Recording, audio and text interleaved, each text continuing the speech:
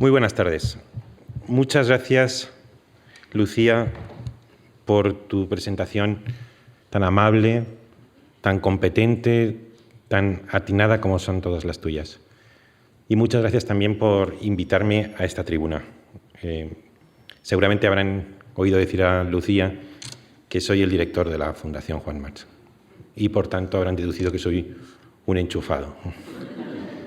¿Qué puedo decir en mi descargo? Pues aceptar humildemente que sí, que soy un enchufado, tratar de estar a la altura del encargo y no defraudarlo.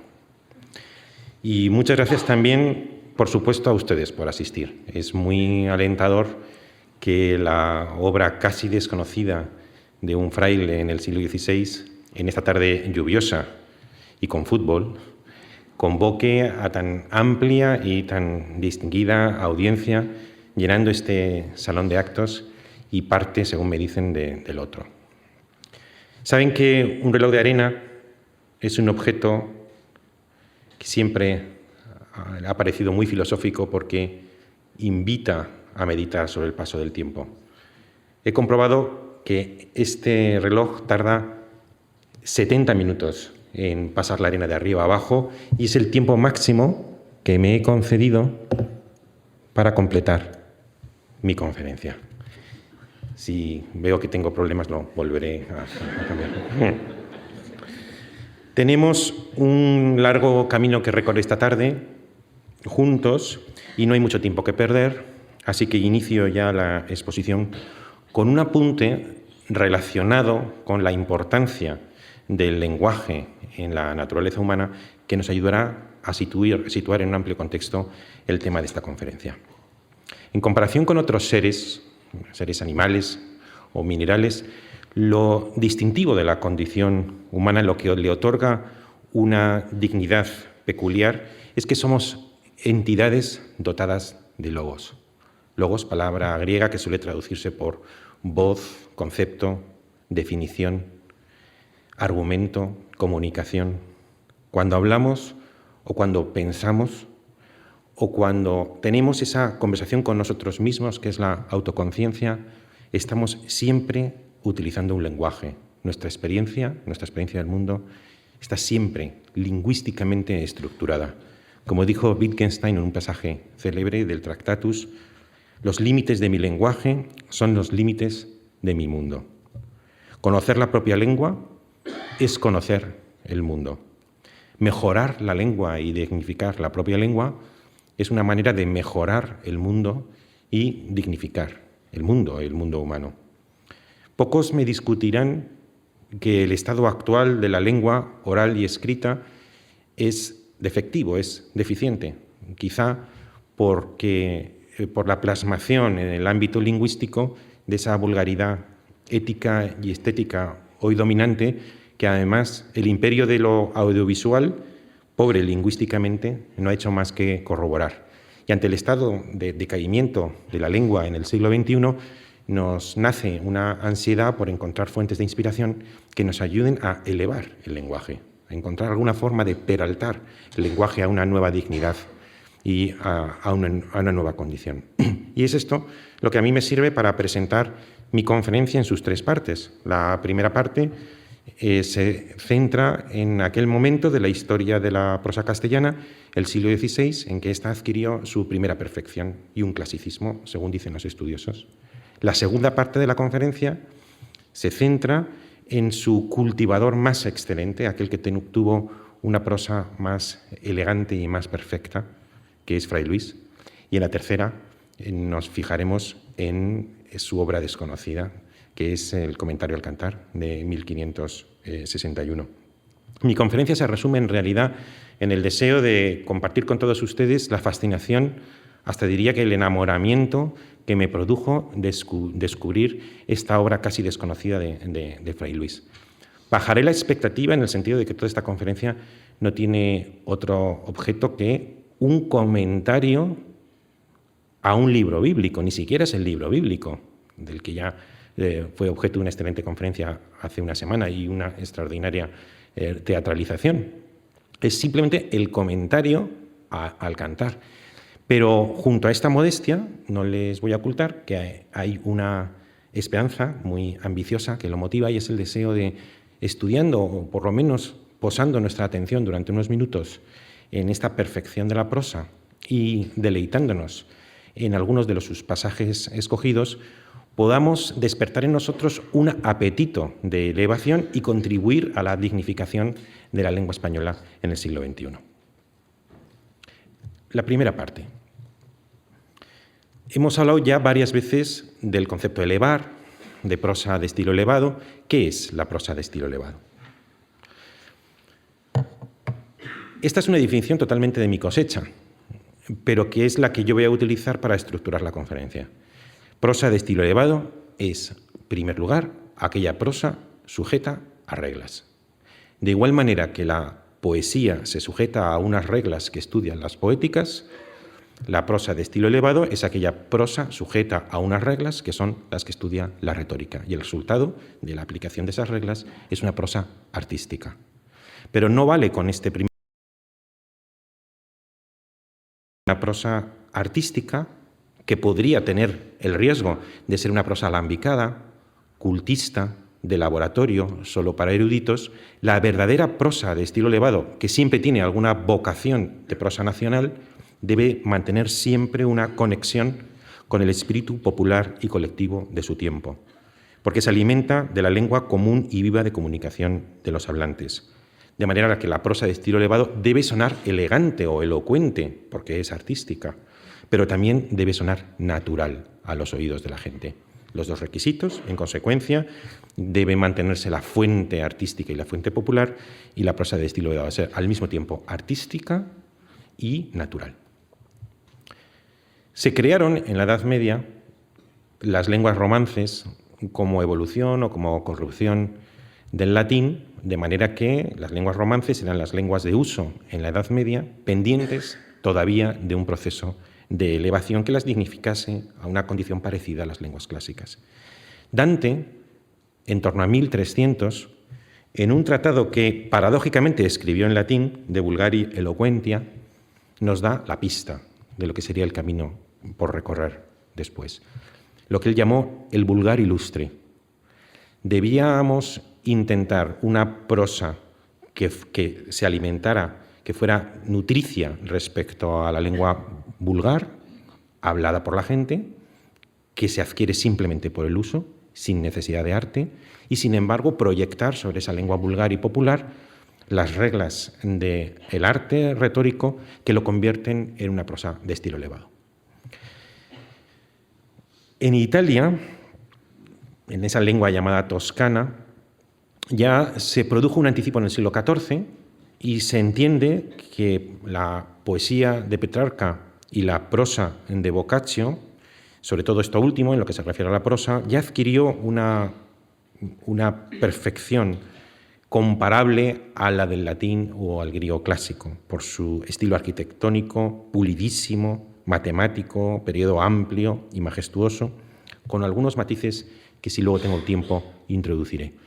Pero con esta excepción de la lengua tudés, del toscano, lo cierto es que en los umbrales del Renacimiento, a finales del siglo XV y comienzos del siglo XVI, la lengua vehicular de la cultura seguía siendo el latín. Y además, la imprenta había contribuido a universalizar todavía más el latín, de manera que un Erasmo o un Vives o un Tomás Moro podían circular perfectamente y comunicarse con humanistas como ellos a lo largo de toda Europa. El latín había demostrado ser una lengua internacional, una lengua artística, puesto que teníamos una gran cantidad de ejemplos de una prosa de estilo elevado en la tradición clásica, pero tenía problema, y era que empezaba a contrastar con las demandas de los nacientes estados. No era evidente en el siglo XVI que algún día el latín, que había demostrado desarrollar un vocabulario suficiente para atacar y para meditar sobre las verdades de la filosofía, la teología y la ciencia, no era evidente a principios del siglo XVI que algún día ese latín tan prestigioso y tan internacional fuera sustituido por las lenguas vulgares. Y surgieron voces como Bembo en Italia, Dubélé en Francia, Valdés en España, que empezaron a abogar por una dignificación de las lenguas vulgares.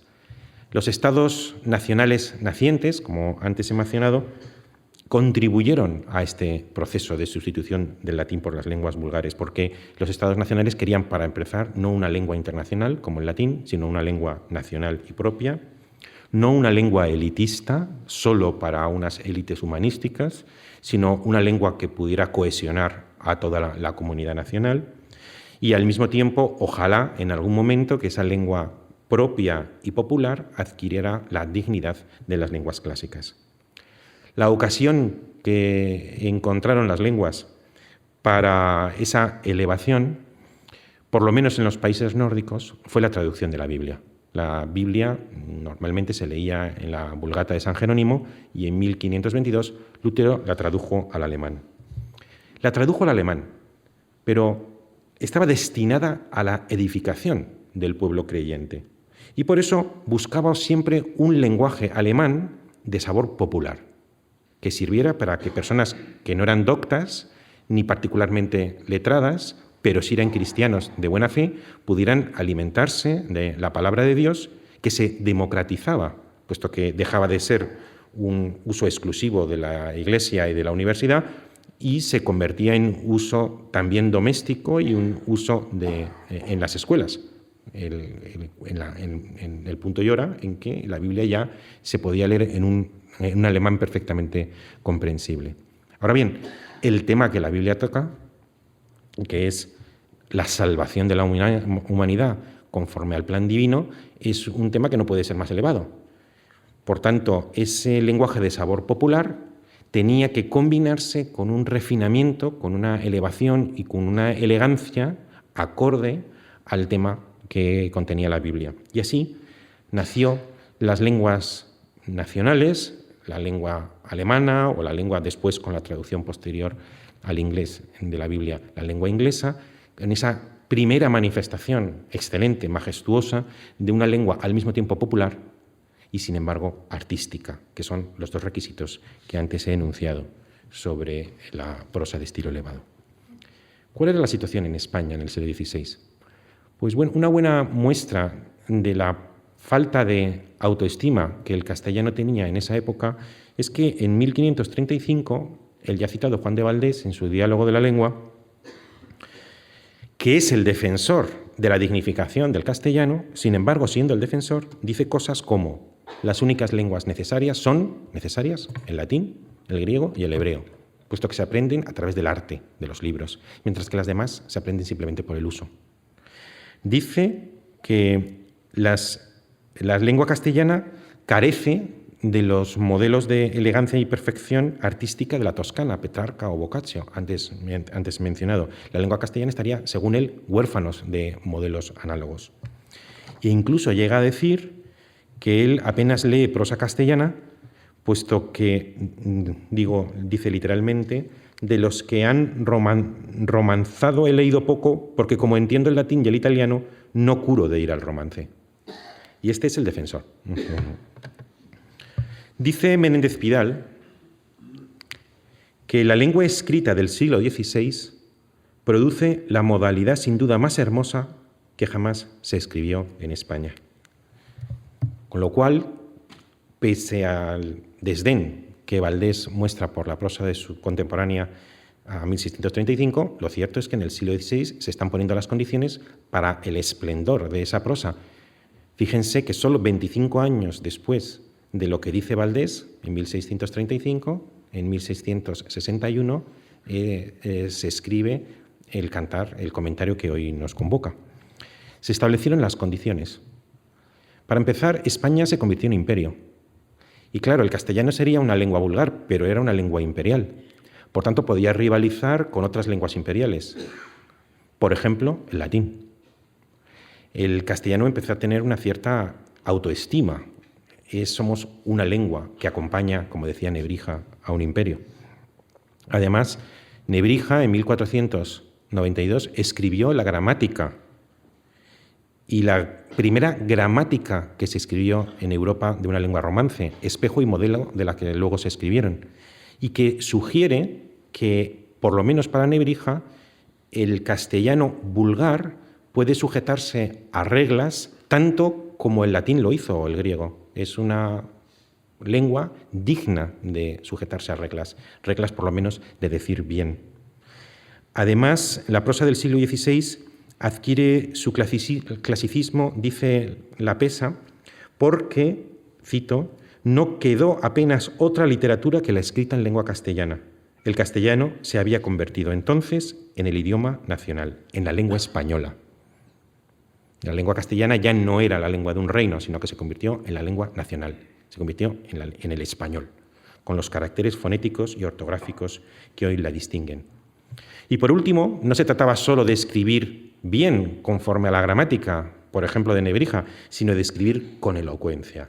Y es entonces cuando muchos humanistas, tanto seglares como eclesiásticos, empiezan a traducir y a leer y a aplicar las retóricas latinas donde se habían sistematizado esas reglas de buena elocuencia. ¿Cuáles de los géneros de prosa existentes en España en el siglo XVI, cuál es el más propicio para la creación de una prosa de estilo elegante? El siglo XVI hereda tres géneros medievales: el didactismo o ensayismo, toda prosa moralizante que tanto abundó durante la Edad Media, la historiografía, que a diferencia de la prosa didáctica que nos dicen cómo debemos ser, supuestamente no dicen cómo pasaron realmente las cosas, como todas esas crónicas que afloraron en torno a la corte de Alfonso X el Sabio, y luego la ficción, que luego se llamaría novela y que es una especie como de combinación, porque la novela acusa una fuertísima impronta moral, pero se presenta a ella misma como si contaran las cosas que verdaderamente han ocurrido, un poco a imitación de la historia. Esta última, la novela, tuvo, como es sabido, un amplísimo desarrollo en España. Novela sentimental, como digo, la de Diego de San Pedro, El cárcel de amor, las novelas de caballería, la novela pastoril, con esa fuertísima influencia que tuvo la Diana de Montemayor, o la novela de tendencia realista, sea o no sea la Celestina una novela, marcó el camino para luego Francisco Delicado, para Lazarillo de Tormes o el Guzmán de Alfalache. Y luego hay dos géneros que son genuinamente renacentistas. No es que no existieran antes, pero que cuajan y maduran en el siglo XVI, que es el diálogo, ya citado Juan de Valdés, los de su hermano Alfonso y tantos otros, y la literatura espiritual, doctrinal y mística. Por supuesto existió antes, pero los estudiosos insisten en decir que el siglo XVI es, por excelencia, el siglo de la literatura religiosa. Y ahora la pregunta: de todos los géneros que aquí han sido enunciados, ¿cuál es el más propicio para el alumbramiento de esa prosa de estilo elevado que estamos buscando?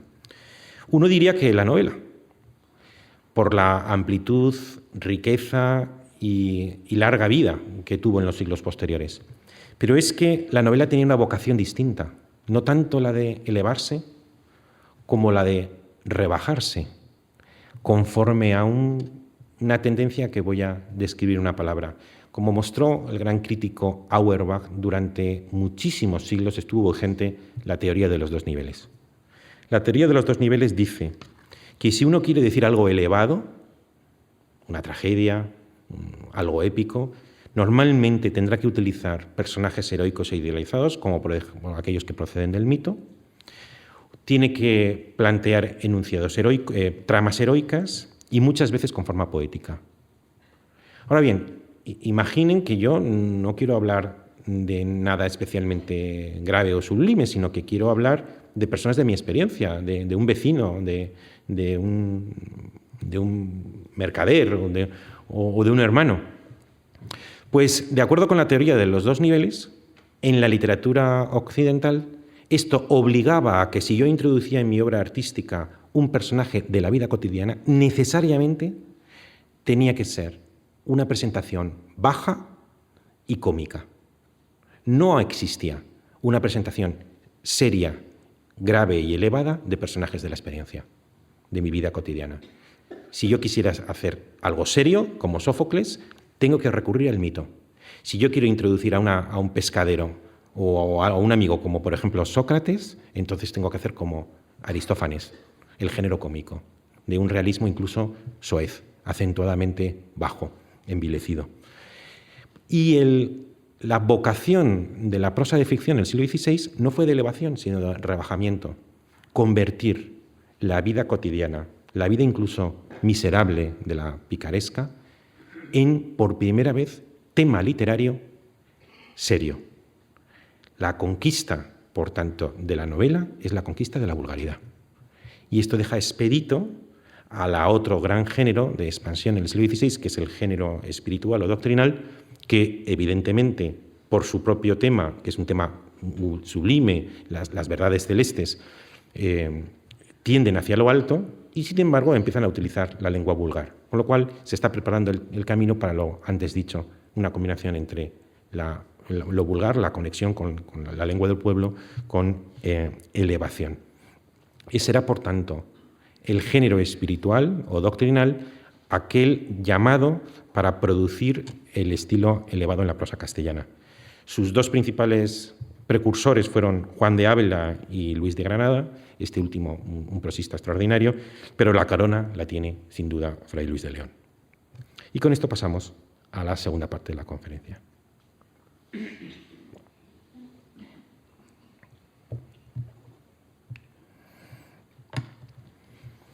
Fray Luis de León. Voy a hacer un esbozo rápido de su vida, de su obra y de su proeza literaria, a la elevación del estilo. Respecto a su vida, bueno, aquí en la diapositiva están compendiados los hechos principales. Yo destacaré, primero, que nace en un pueblo, y eso hará que a lo largo de su vida idealice la vida campestre y el ideal rústico frente a las corrupciones de la corte y de la ciudad. Segundo lugar, que nace en una familia acomodada. Su padre llegó a ser miembro del Consejo Real. Tenía un tío próspero en Valladolid y un catedrático de cánones en Salamanca. Tercer lugar, que con 14 años ya une su vida para siempre a la ciudad de Salamanca, donde se traslada. Y con 15 profesa de agustino. Los 15, 16 años siguientes son años de estudio y de aplicación que culminarán en 1561 con su primera cátedra. Ya lo tenemos justo en la fecha en la que él compone el Comentario al Cantar, de catedrático en Salamanca, 1561. Más o menos una década después ocurre el hecho decisivo de su existencia. En marzo de 1572 y hasta diciembre de 1576 es preso por la Inquisición. Las causas tienen que ver con rivalidades entre órdenes religiosas, la orden dominica, la orden agustina, en la provisión de cátedras en el seno de la universidad. Por tanto, querellas universitarias, combinadas con algunos dudos o lunares o aspectos cuestionables desde el punto de vista doctrinal de precisamente el Comentario al Cantar. Estamos hablando de casi 5 años preso en la cárcel de Valladolid en unas condiciones que no son las de los presos en el año 2017, con gimnasio y televisión y librería. Su compañero de cátedra, que ingresó en prisión días después de él, que se llama Alonso Gudiel, muere por las condiciones y la penalidad de las condiciones que debe sufrir en prisión. Y además es prisión preventiva. Casi 5 años de prisión preventiva que termina con una resolución, con una reprensión. Sea reprendido y advertido que de aquí en adelante mire cómo y a dónde trata cosas y materias de la cualidad y peligro que las que de este proceso resultan. 5 años de prisión, en plena juventud, con 45, casi 50 años, que terminan con una resolución por la que se le absuelve, se le reprende, y se secuestran todos los manuscritos de la traducción y comentario del Cantar. Me gusta destacar la coincidencia de que más o menos por estos mismos años sufre en cárcel Fray Luis de León, San Juan de la Cruz y Cervantes en África.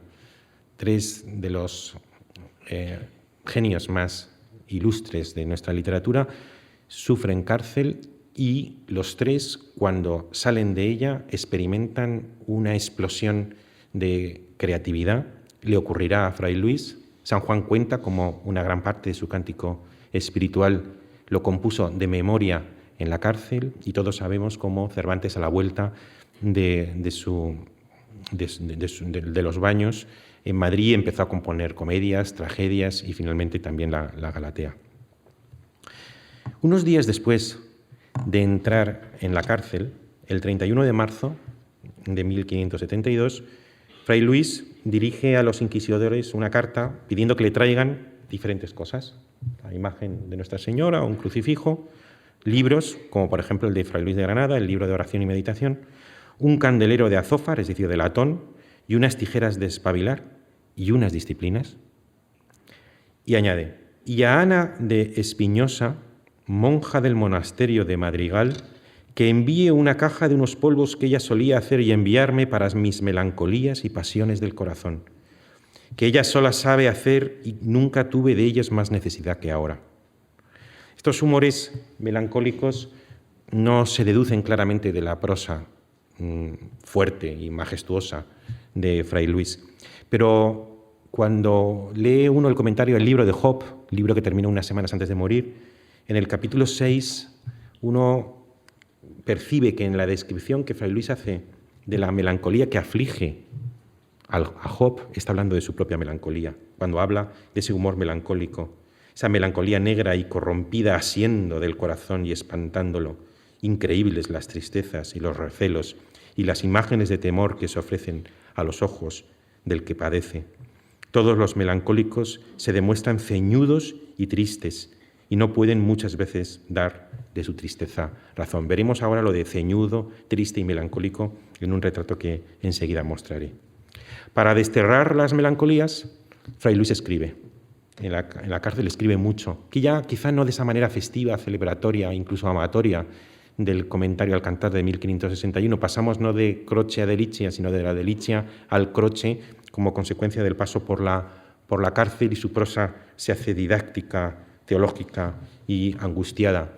Comienza allí de los nombres de Cristo, comienza también los comentarios al libro de Job, indudablemente porque él se identifica con ese justo sufriente del libro de Job, y hace el comentario latino al Salmo 26. Y empieza la segunda parte de su vida, esos últimos 14 años, entre el año 50 y 64, porque él muere con 64 años, que se le van primero a la vuelta a recuperar su cátedra y enseguida, 2 años después, obtiene su ambicionadísima cátedra de la Biblia, que era su máxima ansiedad. Escribe mucho, publica algo, ahora diré qué. Es comisionado por la universidad para determinadas gestiones, es incluso recibido en audiencia por Felipe II y recibe el encargo del Consejo Real de editar las obras de Santa Teresa. Queda fascinado por las obras de Santa Teresa, a quien nunca conoció, y las reúne en 3 volúmenes y escribe una carta prólogo y advertencia. Cuando se publican, muchos son los que dicen que cómo puede una mujer, y mucho más en lengua vulgar, tratar temas tan subidos y de tanta elevación. Por lo cual, Fray Luis escribe una apología de los libros de la Madre Teresa y una biografía que, empezada, nunca terminó. 1591, 64 años, es elegido provincial de la provincia de Castilla, una enorme promoción dentro de su orden, pero pocos días después, el 23 de agosto, muere a los 64 años de edad en Madrigal. ¿Cómo era? ¿Cómo nos podemos imaginar a Fray Luis? Francisco Pacheco, maestro, entre otros, de Velázquez, en 1599 empezó a escribir y a publicar un libro de descripción de verdaderos retratos de ilustres y memorables varones, que son un friso de retratos que él compuso a los que acompañaba una semblanza. Y uno de ellos, uno de los ilustres varones, es Fray Luis, que había muerto unos años antes, y hace de él una descripción. Dice él, en lo natural fue pequeño de cuerpo, y otras descripciones. Y en lo moral, que es lo que he destacado en esa letra roja, dice, con especial don de silencio, el hombre más callado que se ha conocido, si bien con singular agudeza en sus dichos, con extremo abstinente y templado en la comida y bebida y sueño, de mucho secreto, verdad y fidelidad, puntual en la palabra y promesas, compuesto, poco o nada risueño, como es propio de los humores melancólicos. Y de hecho, en una, que no lo he subrayado, pero un poquito más adelante, dice, fue muy espiritual y de mucha oración, y en ella, en tiempos de sus mayores trabajos, favorecido de Dios particularísimamente, y con ser de natural melancólico, fue muy sufrido. Y este individuo que compuso, Fray Luis, la aproximación al corpus de Fray Luis no es tan sencillo, porque hay obra en prosa, hay obra poética, hay obra en latín, hay obra en castellana, hay obra publicada en vida, hay obra, la mayor parte, publicada póstumamente. Así que voy a dar unas pinceladas, nada más, para luego situar en ese contexto la obra que es objeto de la conferencia de hoy. La primera pincelada, su poesía. Si tiene una posición cimera en la historia de la literatura española, es por su poesía, todo lo admitiríamos. Pero luego quien entre en su poesía se dará cuenta que su poesía verdaderamente original son 2 docenas de poemas. Lo demás son traducciones de poesías griegas, latinas o bíblicas. Casi todas ellas, además, son, según dicen los estudiosos, porque no están fechadas, la mayoría de ellas son anteriores a la cárcel. Y es muy singular ver cómo Fray Luis, que tan enfático veréis que se pone cuando habla de su prosa, es bastante desdeñoso cuando habla de su poesía. Él dice en la dedicatoria, entre las ocupaciones de mis estudios, en mi mocedad y casi en mi niñez, se me cayeron como entre las manos estas obrecillas, a las cuales me apliqué más por inclinación de mi estrella que por juicio o voluntad. Fray Luis considera que son obrecillas que se le cayeron y fijaos que no las publica. Corrieron los manuscritos, eso sí, pero él nunca las publicó. Prosa castellana y prosa latina.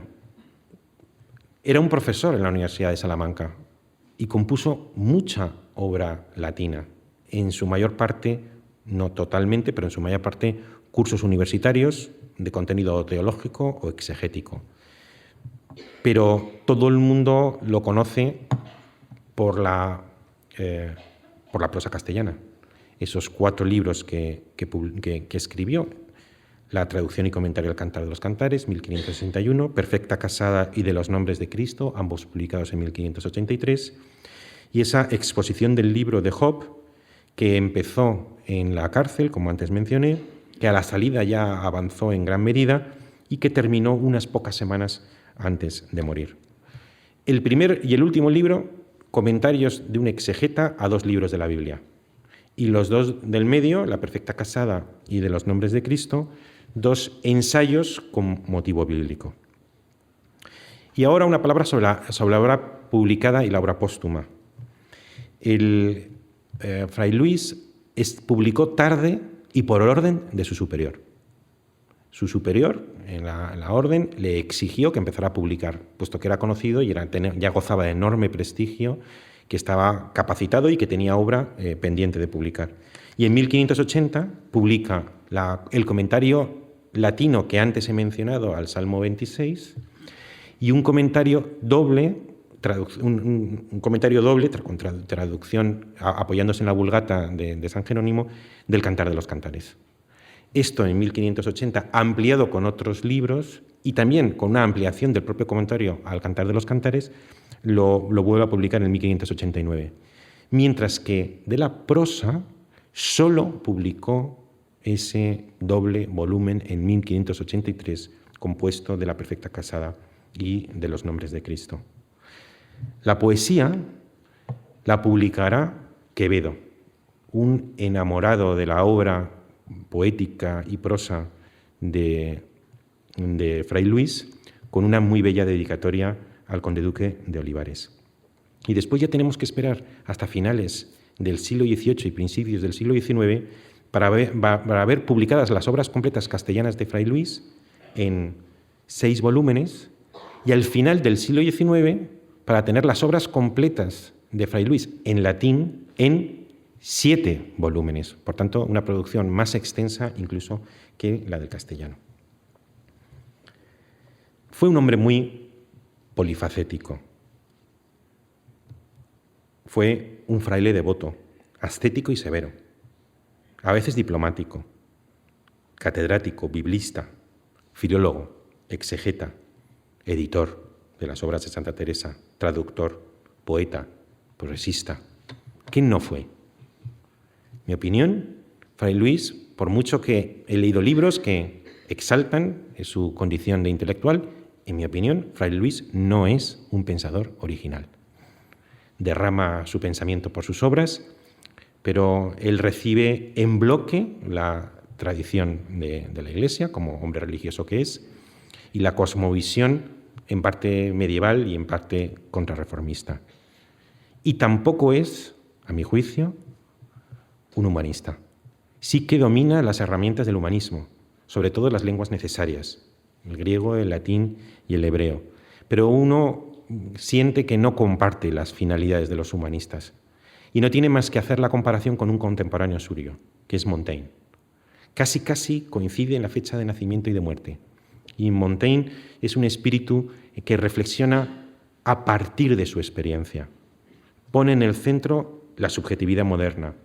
Es escéptico, antropocéntrico y secularizado. Y en contraste con él nos encontramos con que Fray Luis es un monje de la Contrarreforma, mucho más parecido en ocasiones a la cosmovisión medieval que a los desarrollos modernos. ¿Y qué es entonces? Pues es un elevadísimo poeta de obra escasa, pero selecta y perfecta, y es también el fundador de la prosa castellana de estilo elevado. Y esto último lo voy a argumentar de una manera breve, porque no es el tema de la conferencia. Pero ¿se acuerdan que argumenté que la traducción de la Biblia al alemán por obra de Lutero en 1522 propició la lengua alemana de estilo elevado que estaba pendiente de hacer allí, y algo semejante luego ocurrió en Inglaterra? Pero aquí tuvimos la desgracia de que el inquisidor general Valdés, en 1559, aprueba un índice que no solamente enumera aquellas obras que consideran que son de doctrina dudosa, sino que prohíbe la traducción al castellano de la Biblia. En consecuencia, todos los que no sean latinistas, todos los que no puedan leer el latín, están excluidos de la lectura de la Biblia, salvo por mediación de los predicadores o, en general, de la Iglesia. Fray Luis, en 1583, en su dedicatoria de los nombres de Cristo, habla y se lamenta de la triste condición de nuestro siglo, que sustrae al pueblo del alimento directo de la palabra de Dios. No lo dice tan directamente porque seguramente no querría volver a pasar 5 años en la cárcel. Y cómo esa triste sustracción hace que el pueblo pues tenga que buscar el deleite literario en otras fuentes, los libros de caballería, los libros de entretenimiento, en fin, libros perniciosos que alejan a la comunidad devota de las verdades de la religión cristiana. En consecuencia, él dice, se propone escribir un libro en el que sirva para seducir con la elegancia del estilo y la belleza de las palabras a ese pueblo que está demandando también, ¿por qué no?, escuchar la palabra de Dios. El libro de los nombres de Cristo es la constatación de que el castellano es apto para tratar asuntos elevados, teología, filosofía, ciencia, y además es la prosa es la corroboración de los ideales que enuncia en la dedicatoria. Porque incluso en su época, contemporáneamente a él, Fray Luis de Granada, que había escrito libros pastorales, seguía diciendo que el latín era la lengua idónea para hablar de los temas elevados. El castellano solamente eran para usos o finalidades vulgares. Fray Luis, con su libro, trata de demostrar que no. Y luego, dado el éxito que tiene la aparición de Fray Luis, se edita 2 o 3 años después y le incluye una segunda dedicatoria en la que responde a las objeciones de sus críticos. Y algunos de los críticos dicen: hayan novedad en mi estilo. Y dicen que no hablo romance porque no hablo desordenadamente y sin orden.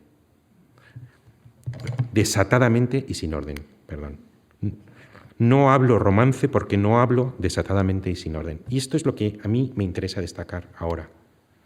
Y es que, igual que ya habló Dante del vulgar ilustre, a hacer una prosa de estilo elevado es hacer una prosa con el lenguaje vulgar, pero eso no quiere decir que sea el lenguaje que todo el mundo usa al hablar, sino es ese mismo lenguaje, pero sujeto a reglas que hacen de esa prosa una prosa artística. Por eso, la gente dice que la prosa de Fray Luis no es una prosa normal, porque no habla desatadamente y sin orden, sino con orden y con atadura, la atadura de unas reglas artísticas.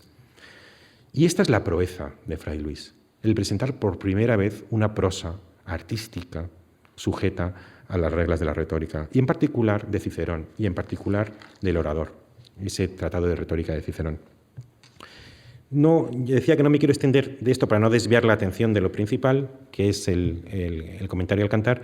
Diré tan solo que hay 3 reglas, otras muchas, de la retórica de Cicerón que observa con particular maestría. La combinación de los 3 estilos. Dice Cicerón que un buen estilista debe tener decorum, algo así como tacto, gusto, oportunidad para saber si corresponde en una circunstancia concreta a un estilo sencillo, un estilo templado, también llevado elegante, cuya finalidad es persuadir, o un estilo elevado, grandioso, cuya finalidad no es persuadir, sino conmover, dice, con violencia de pasiones. Y esto lo lleva hasta la perfección, Fray Luis. Y yo tenía, que luego lo retiré, la lectura del pasaje del amanecer de Fray Luis, que es verdaderamente sorprendente y que invito a que lo lean en La Perfecta Casada. El segundo elemento de la retórica es el ornato. El ornato es también el arte para seleccionar las palabras. Ese doble criterio que utilizó Garcilaso, la naturalidad y la selección, y que hizo de Garcilaso un modelo de la poesía clásica, es el que Fray Luis extiende a la prosa. Es, por una parte, la naturalidad, pero por otra parte, la selección. Y él lo dice, a mi juicio, de una manera muy hermosa en este pasaje de la dedicatoria. Pongo en las palabras concierto y las escojo y le doy su lugar, porque piensan que hablar romance es hablar como se habla en el vulgo, y no conocen que el bien hablar no es común, sino negocio de particular juicio. Así en lo que se dice como en la manera como se dice, y negocio que de las palabras que todos hablan, elige las que convienen, y mira el sonido de ellas, y aun cuenta a veces las letras, y las pesa, y las mide, y las compone, para que no solamente digan con claridad lo que se pretende decir, sino también con armonía y dulzura. Y el tercer elemento que hace de la prosa de Fray Luis una prosa artística es el números o rima. La poesía latina y griega era poética precisamente por la sucesión de sílabas largas o breves que daban una cadencia, una musicalidad típicamente poética al verso. El retórico Isócrates en Grecia tuvo el acierto de trasladar este mismo criterio de una sucesión cadenciosa de sílabas largas y breves de la poesía a la prosa. Cierto que no de una manera tan estricta, puesto que resultaría artificial, sino de una manera suelta, de una manera, como ellos dicen, suelta. Cicerón hizo lo mismo con la prosa latina y Fray Luis hizo lo mismo con la prosa castellana. Y si hemos visto que Fray Luis era relativamente desdeñoso respecto a su poesía, respecto a su prosa, dice: y si acaso dijeren que es novedad, yo confieso que es nuevo y camino no usado por los que escriben en esta lengua, poner en ella número, es decir, ritmo. Y el final de La Perfecta Casada, entre otros 1000 ejemplos que podríamos poner, parece que es esa prosa de Isócrates o de Cicerón en la que encontramos, casi sin querer, una sucesión de versos, No lo voy a leer entero. Los vecinos dicen esto a los ajenos. Habla de la imagen de la perfecta casada que todos ensalzan. Los vecinos dicen esto a los ajenos, y los padres dan con ella doctrina a sus hijos, y de los hijos pasan a los nietos, y extiéndese la fama por todas partes creciendo, y pasa con clara y eterna voz a su memoria de unas generaciones en otras, y no le hace injuria a los años, ni con el tiempo envejece, ante con los días florece más, porque tiene su raíz junto a las aguas, y así no es posible que descaezca, etc. Me estoy refiriendo a esa prosa elegante que quien lo lee a lo mejor no advierte, pero sí que no puede dejar de sentir la musicalidad, la cadencia y la belleza de una prosa única. Fray Luis participa en esa empresa común del siglo XVI que es el ensalzamiento, el enaltezamiento, la elevación de la prosa castellana. Pero él goza de una ventaja competitiva, y es que a diferencia de Fray Luis de Granada o Juan de Ávila, es un excelso poeta, grave y elevado, provisto de un sentido único para la suavidad de las palabras, sus cadencias melódicas, y esa ventaja competitiva le confiere una posición aparte en la historia de la literatura española. Y si Fray Luis es, como suele decirse, el Horacio de la poesía castellana, con igual título se puede decir que es también el Cicerón de la prosa castellana y fundador del estilo elevado en lengua castellana. En la generación siguiente, Cervantes, todavía vivo Fray Luis, se lo reconoce en la Galatea. En él cifro y recojo cuanto he mostrado hasta aquí y he de mostraros. Fray Luis de León es el que digo, a quien reverencio, adoro y sigo. Lope de Vega dirá de él, tu prosa y verso iguales conservarán la gloria de tu nombre, tú el honor de la lengua castellana. Y Quevedo, en esa dedicatoria al conde duque de Olivares en 1631, dice, no tienen en cuenta en nuestra España, en los grandes y famosos escritores de aquel tiempo, comparación las obras de Fray Luis de León, ni en lo serio y útil de los intentos, ni en la dialéctica de los discursos, que parece que está hablando de la prosa, ni en la pureza de la lengua, ni en la majestad de la dicción, ni en la facilidad de los números, el ritmo, ni en la claridad. Y parecidos dictámenes dirán ya en el siglo XX Menéndez Pidal y Lázaro Carreter. Dignificó la lengua clásica a la misma altura que los autores griegos y latinos.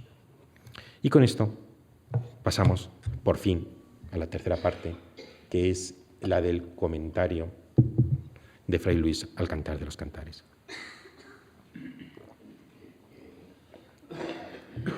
Que también se divide en dos partes. La primera es una introducción que voy a hacer y después una selección de 5 o 6 pasajes para que pueda apreciarse la dulzura, la elegancia y la armonía de su prosa.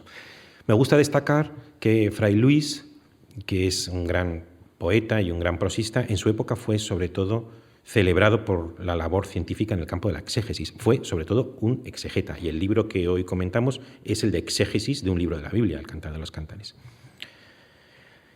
Voy a hacer primero una introducción sobre sus cualidades genéricas y luego lo que podríamos llamar algunas cualidades desconcertantes o atípicas.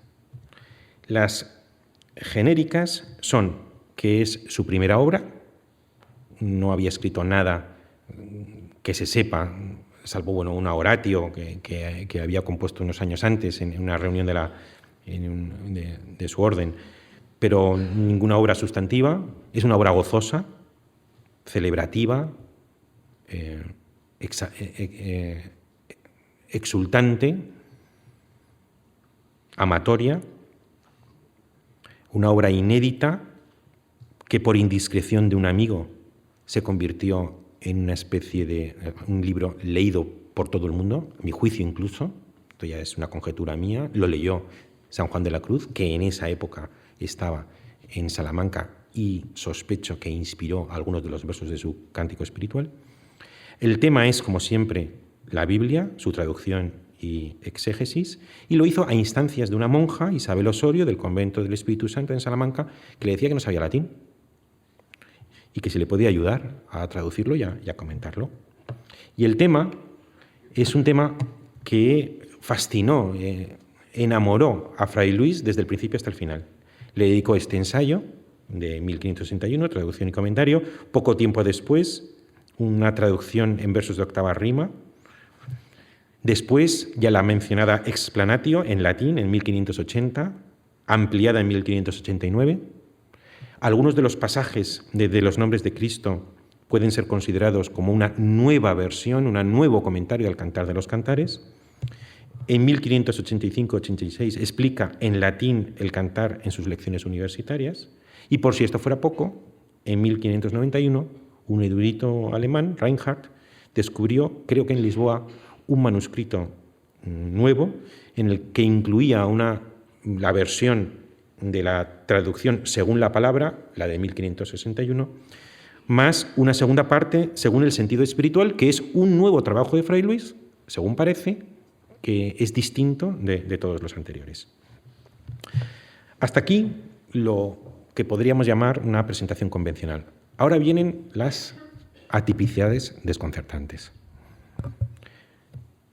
En 1559, el inquisidor Valdés había prohibido la traducción a castellano de la Biblia, o por entero o por trozos.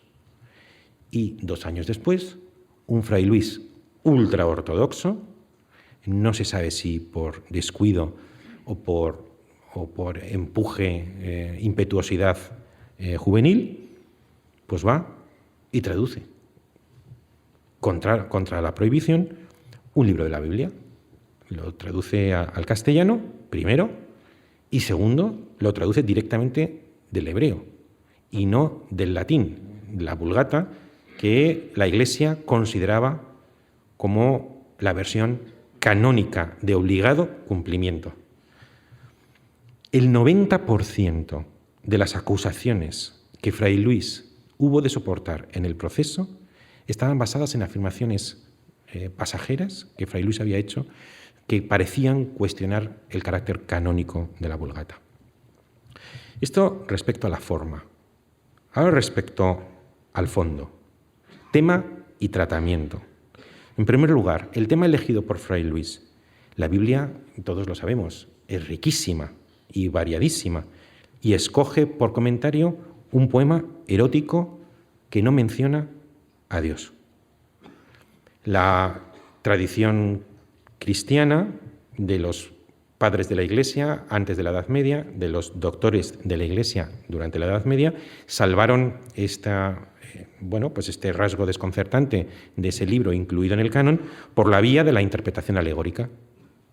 Todo cuanto se dice en el Cantar de los Cantares en realidad no está hablando ni del cabello, ni del pelo, ni de los ojos, ni de los muslos. Está hablando de la Iglesia, el alma, el crecimiento espiritual. Y así Cipriano de Huerga, maestro de Fray Luis en Alcalá, llega a decir que no tiene nada que ver el poema ni con el cuerpo ni con el comercio carnal. Lo que ocurre es que el siglo XVI es el siglo del humanismo. Y el humanismo es el siglo de la filología. Y la filología es la que trata de recuperar las fuentes mediante una interpretación literal. En Alcalá, precisamente, se había publicado la Biblia políglota, que ponía a disposición del castellano la Biblia en sus 4 fuentes: caldeo, hebreo, griego y latín. Y entonces empezó a practicarse una interpretación literal en otros libros. La proeza de Fray Luis, la gran innovación de Fray Luis, es que aplica la interpretación literal al Cantar de los Cantares, un libro que es un poema erótico que no menciona ninguna dimensión trascendental ni divina. Y él lo dice en su prólogo. Dice: en cuanto al sentido alegórico, no tengo nada que tocar, que de él hay escritos grandes libros por personas santísimas y doctas, y por tanto él va a aplicar un sentido literal. Lo dice así: solamente trabajaré en declarar la corteza de la letra, así llanamente, como si en este libro no hubiera otro mayor secreto del que muestran aquellas palabras desnudas. El resultado práctico, por un encadenamiento de decisiones, quién sabe si buscadas o reflejas, es que al final el comentario de Fray Luis es un comentario literal sobre un poema erótico que no menciona a Dios y que acaba siendo un tratado sobre el amor humano. Como dice García de la Concha, el gran logro del comentario es el descubrimiento, la proclamación y la conquista de la autonomía de la lectura literal con respecto a la alegórica. Un padre de la Iglesia como Orígenes o un doctor de la Iglesia como San Bernardo comentan los pechos y para él, para Orígenes, uno de ellos es la ciencia y otro es la sabiduría. Para San Bernardo, uno de ellos es la paciencia y otro la clemencia. Y ahora veremos cómo lo comenta Fray Luis. Veremos si hay o no contraste entre el comentario de Orígenes y San Bernardo o el de Fray Luis. Comentario al versículo: son tus pechos como dos cervatillos mellizos de gacela, pacen entre rosas. No se puede decir cosa más bella ni más a propósito que comparar los pechos hermosos de la esposa a dos cabritos mellizos, los cuales, además de la terneza que tienen por ser cabritos y de la igualdad por ser mellizos, y además de ser cosa linda y apacible, llena de regocijo y alegría, tienen consigo un no sé qué de travesura y buen donaire con que roban y llevan ante sí los ojos de los que miran, poniéndolos afición de llegarse a ellos y tratarlos entre las manos. Ejem, ¿no? Pero no solo el tema elegido, sino el tratamiento que le da a ese tema. Fray Luis, poco tiempo después de 1561, en los años 70 posiblemente, escribe La Perfecta Casada, donde hace un retrato severísimo de la mujer. Una mujer que debe ser labradora y sumisa, y que es muy crítico con aquellas mujeres que ocupan su tiempo, dicen, negociando con su espejo que la mienta y la llame hermosa. Y critica duramente a las mujeres afeitadas, es decir, aquellas mujeres que se maquillan, que se aplican demasiadamente los afeites. En segundo lugar, el comentario acaba siendo una fenomenología del cuerpo femenino y de sus movimientos. Es así que Fray Luis, biblista, frailuno y tradicionalista, llega a decir en determinado momento, como escandalizado del propio atrevimiento de la escritura, dice Fray Luis: desciende aquí a tantas particularidades el Espíritu Santo que es cosa que espanta. Veremos, sin embargo, que Fray Luis a veces, a mi juicio, va un poquito más allá del Espíritu Santo. Teófilo Viñas, en su biografía de Fray Luis, dice que durante el proceso le acusaron de haber traducido el cantar al idioma vulgar, considerando simplemente como Carmen Amatorium, como poema de amor. Un acusador dijo que apenas encontraba diferencia entre su versión castellana del cantar y las poesías eróticas de Ovidio. Y la tercera cosa que conviene destacar, no solamente el diferente tratamiento que tiene la mujer en el Cantar de los Cantares y en este, que es un poema claramente celebratorio, de una celebración festiva de los sentidos, de una exquisita alegría de vivir frente a lo que dirá luego en la Perfecta Casada, y tampoco esta sensualidad en la fenomenología o en la descripción del cuerpo femenino, sino también el tipo de amor que ensalza Fray Luis, porque no es el amor caritas o el amor ágape o el amor filía, sino claramente el amor enamoramiento y el amor pasión. Él acepta que el cantar es una égloga pastoril, un poema de amor cortesano y gentil entre dos pastores, el rey Salomón y la hija del faraón, que asumen el papel de dos pastores.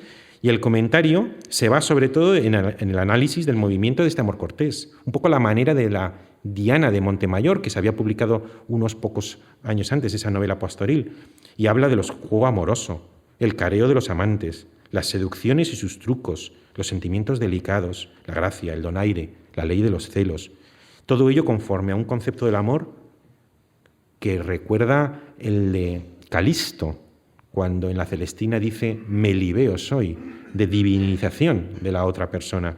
Amor como furia, como delirio, como locura, como eros casi enfermizo, que producen efectos como desmayos, enajenación, esclavitud, divinización del otro. Y todo esto él lo afirma, yo no sé si con ingenuidad o con atrevimiento en el prólogo.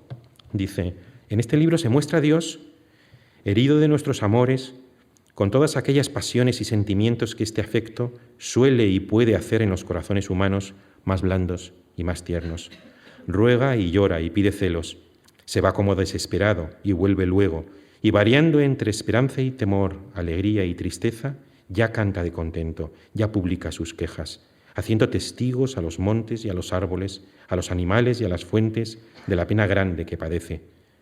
Aquí se ven pintados al vivo los amorosos fuegos de los demás amantes, los encendidos deseos, los perpetuos cuidados, las recias congojas que la ausencia y el temor en ellos causan, juntamente en los celos y sospechas que entre ellos se mueven. Aquí se oye el sonido de los ardientes suspiros, mensajeros del corazón, y de las amorosas quejas y dulces razonamientos, que unas veces van vestidos de esperanza, otras de temor, otras de tristeza o alegría, y en breve todos aquellos sentimientos que los apasionados amantes probar suelen, aquí se ven tanto más agudos y delicados, cuanto más vivo y acendrado es el amor divino que el mundano, y dichos con el mayor primor de palabras, blandura de requiebros, extrañeza de bellas comparaciones, que jamás se escribió ni oyó. ¿Se puede decir mejor? A mí, por lo menos, esta prosa me enamora, me seduce enormemente. Y ahora, que todavía queda un poquito del reloj de arena, voy a proceder a una lectura de solamente 4 o 5 pasajes del Cantar, del comentario del Cantar. Uno que podríamos llamar la fenomenología del cuerpo, que es una descripción del beso. Creo que va mucho más allá del Espíritu Santo Fray Luis cuando interpreta el beso como un modo de recuperar el alma que la persona amada te ha robado a través del aliento que uno recupera en el beso. Bésame con besos de su boca porque buenos son tus amores más que el vino, dice el verso que comenta. Y así la propia medicina de esta afición y lo que más en ella se pretende y desea es cobrar cada uno que ama su alma, que siente serle robada, la cual, porque parece tener su asiento en el aliento que se coge por la boca, de aquí es el desear tanto y deleitarse, los que se aman, en juntar las bocas y mezclar los alientos, como guiados por esta imaginación y deseo de restituirse en lo que les falta de su corazón o acabar de entregarlo del todo. O en el siguiente, que habla de los ojos.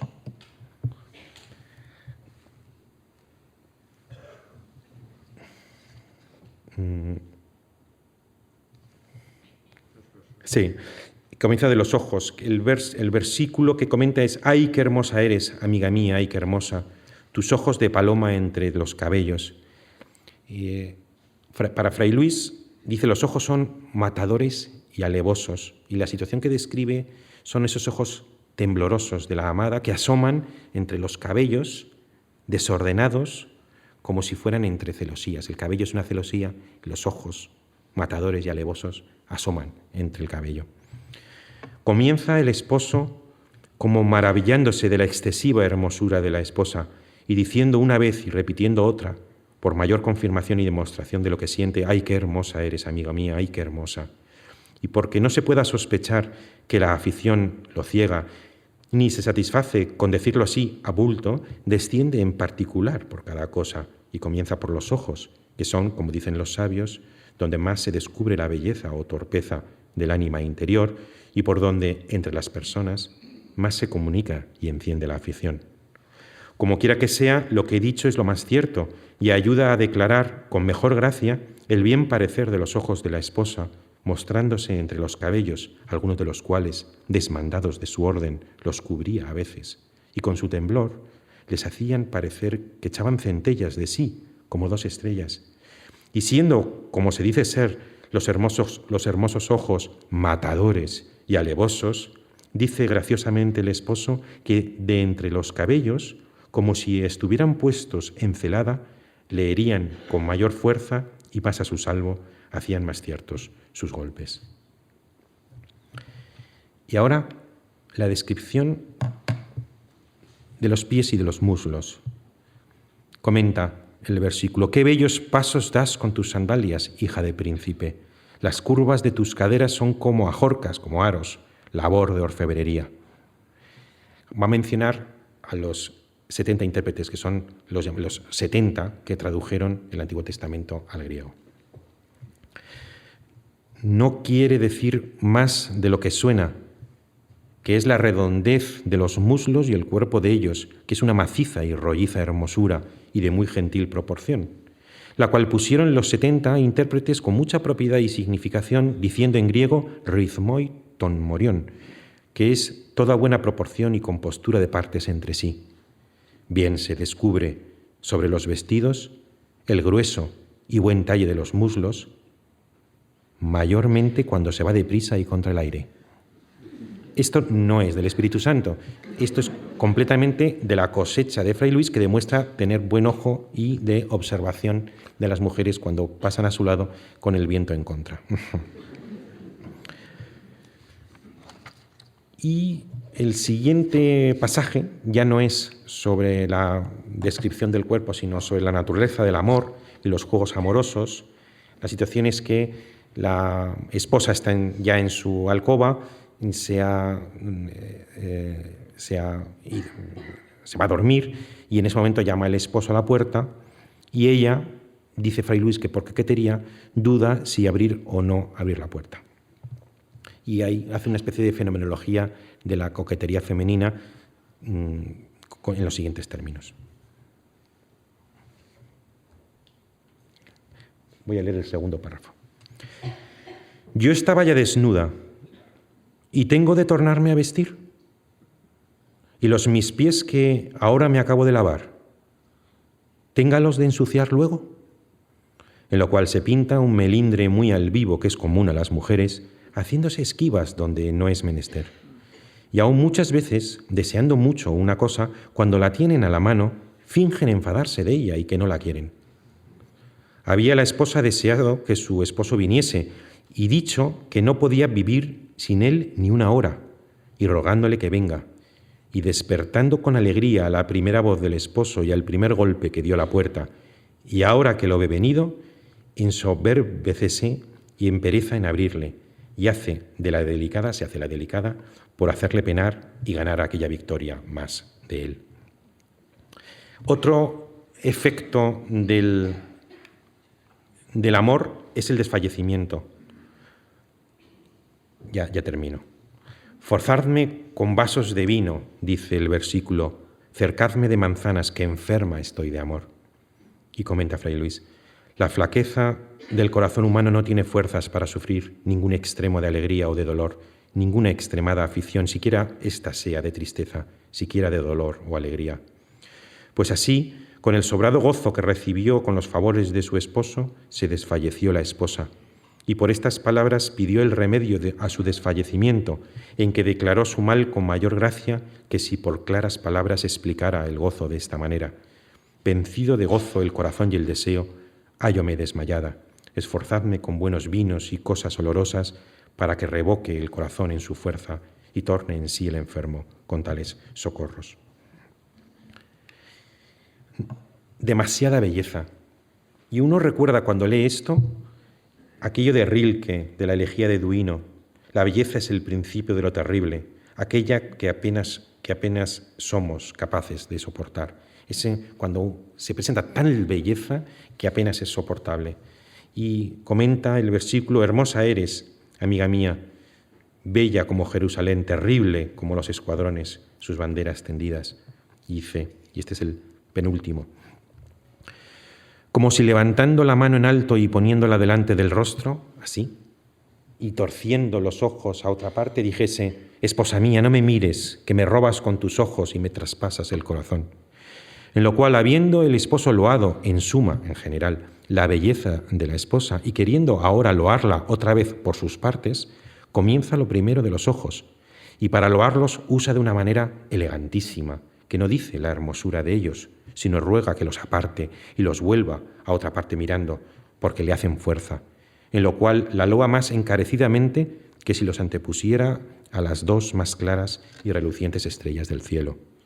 Porque en esto dice, deseo contar otra vez de tus ojos, mas ellos son tan bellos y tan resplandecientes, y tienes en ellos tanta fuerza, que al tiempo que los miro para alabarlos, contemplándolos y queriendo recoger una a una sus propiedades y sus gracias, ellos me arrebatan el sentido, y con su luz me encandilan de tal manera que por la fuerza que el amor me hace en esto, estoy como excusado.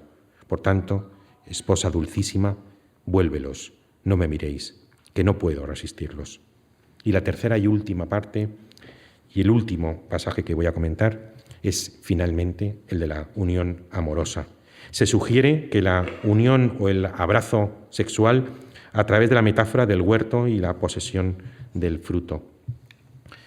y dice el esposo: vengo a mi huerto, hermana mía. En lo cual dice que pues ella le convida con la posesión y con la fruta de su huerto, a él place de venir a él y hacerle suyo, que por tal lo tiene, siendo él y su esposa una misma cosa. Y porque la nombra debajo de figura de huerto y dice que vendrá a solazarse en ella, persiguiendo por las mismas figuras, dice, no por las mismas palabras sencillas, sino por rodeo y señas, explicando con gentiles palabras todo lo que suele hacerse en cualquier deleitoso huerto, cuando algunas gentes se juntan en él para vacarse y tomar solaz, que no solamente cogen olorosas flores y hierbas. Y continúa. La conclusión,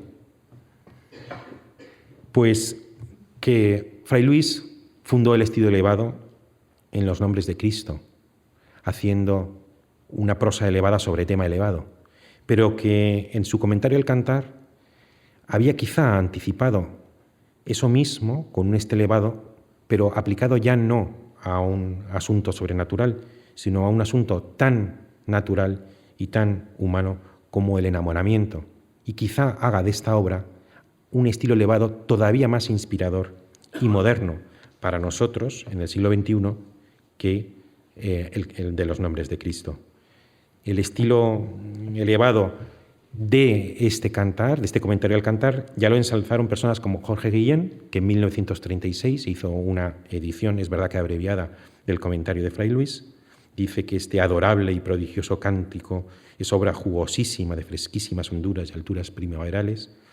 Balbuena Prat, que dice del Cantar que es una obra maestra en que se acudía a motivos de amor y de costumbres populares en una prosa rica que respiraba alegría y optimismo. Crea, lleno de juventud, de pasión y de poesía, uno de los libros eróticos más bellos del mundo. Y el último editor, José Manuel Blecua, en 1994, dice: el comentario de Fray Luis a todo el poema es uno de los libros más bellos del Renacimiento español, lleno de gozo, además, de platonismo y de algo extraño en nuestra literatura, la exaltación del cuerpo y del sentimiento amoroso.